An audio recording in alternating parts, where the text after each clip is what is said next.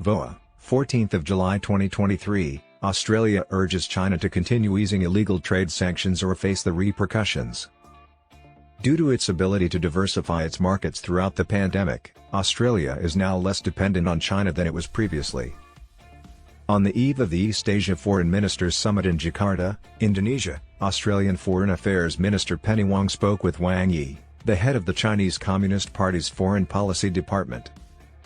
Australia has encouraged China to maintain the relaxation of restrictions placed on Australian goods during the height of diplomatic tensions between the two nations. Australia's coal and lumber are now being imported into China.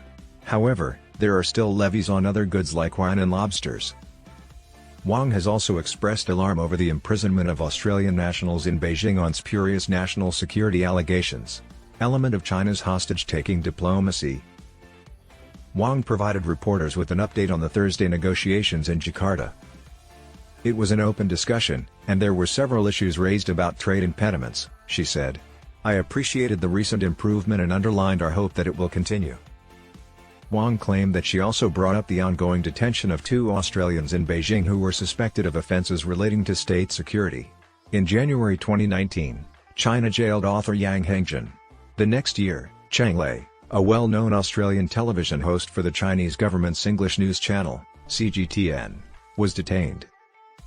Wong added that talks had taken place on Chinese arrest warrants issued for 2 Hong Kong democratic activists living in Australia. Beijing charges them with anti-China activities intended to destabilize Hong Kong. Wong did not elaborate further. Australia's recent prosperity has been largely attributed to trade with China.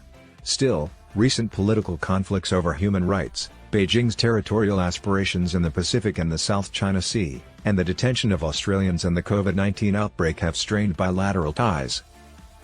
Previously, more than a quarter of Australia's exports went to China. Since it took office in May last year, Australia's left-leaning government has worked to normalise its relations with other countries. Before Australian Prime Minister Anthony Albanese's anticipated trip to Beijing later this year, analysts claim Australia is ready to mend fences with its largest trading partner.